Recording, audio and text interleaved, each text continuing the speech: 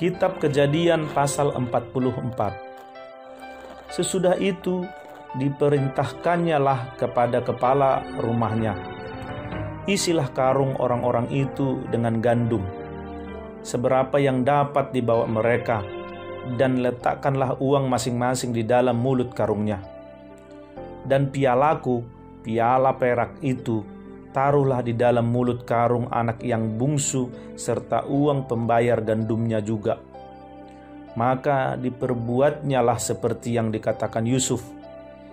Ketika paginya hari terang tanah, orang melepas mereka beserta keledai mereka.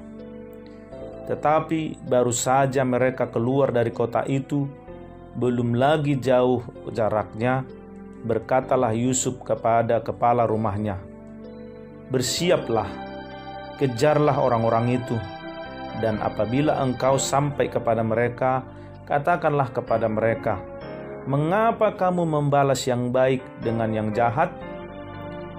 Bukankah ini piala yang dipakai tuanku untuk minum dan yang biasa dipakainya untuk menelaah?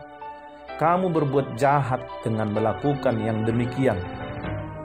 Ketika sampai kepada mereka, diberitakannyalah kepada mereka perkataan Yusuf itu.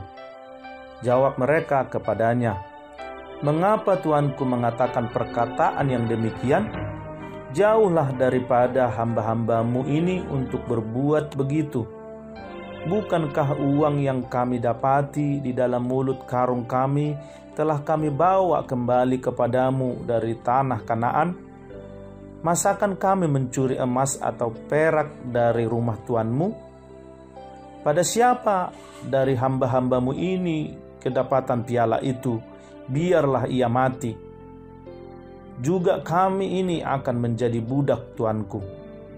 Sesudah itu berkatalah ia, "Ya, usulmu itu baik.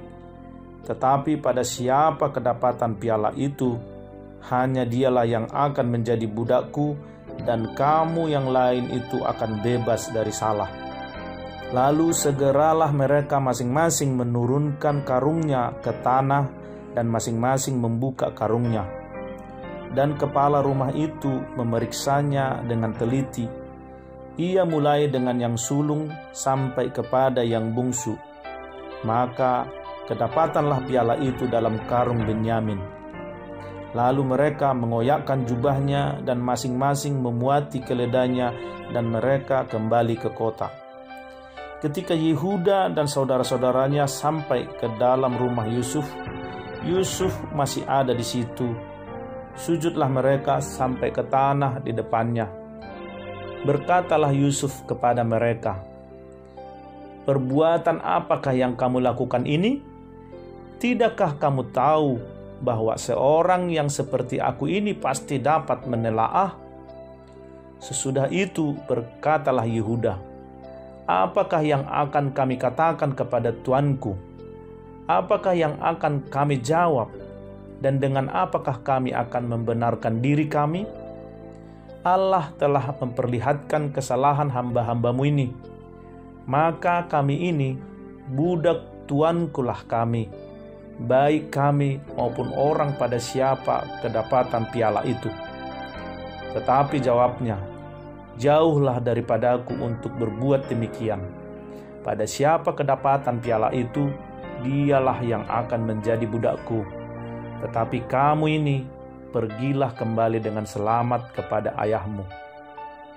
Lalu tampillah Yehuda mendekatinya dan berkata, "Mohon bicara tuanku, izinkanlah kiranya hambamu ini mengucapkan sepatah kata kepada tuanku, dan janganlah kiranya bangkit amarahmu terhadap hambamu ini.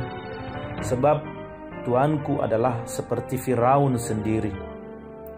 Tuanku telah bertanya kepada hamba-hambanya ini, 'Masih adakah ayah atau saudara kamu?' Dan kami menjawab tuanku, 'Kami masih mempunyai ayah yang tua, dan masih ada anaknya yang muda, yang lahir pada masa tuanya. Kakaknya telah mati, hanya dia sendirilah yang tinggal dari mereka yang seibu. Sebab itu ayahnya sangat mengasihi dia.' Lalu tuanku berkata kepada hamba-hambamu ini, bawalah dia kemari kepadaku, supaya mataku memandang dia. Tetapi jawab kami kepada tuanku, anak itu tidak dapat meninggalkan ayahnya, sebab jika ia meninggalkan ayahnya, tentulah ayah ini mati.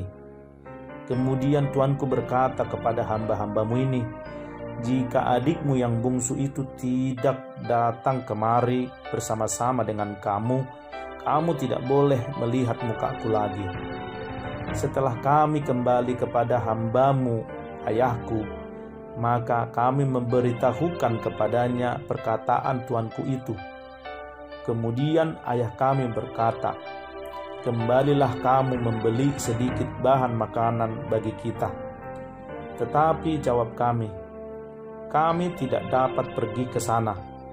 Jika adik kami yang bungsu bersama-sama dengan kami, barulah kami akan pergi ke sana, sebab kami tidak boleh melihat muka orang itu apabila adik kami yang bungsu tidak bersama-sama dengan kami.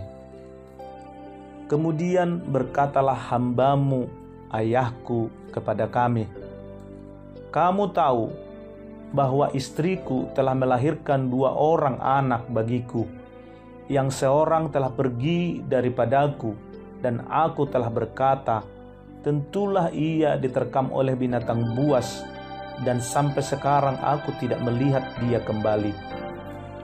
Jika anak ini kamu ambil pula daripadaku, dan ia ditimpa kecelakaan, maka tentulah kamu akan menyebabkan aku yang ubanan ini turun ke dunia orang mati karena nasib celaka.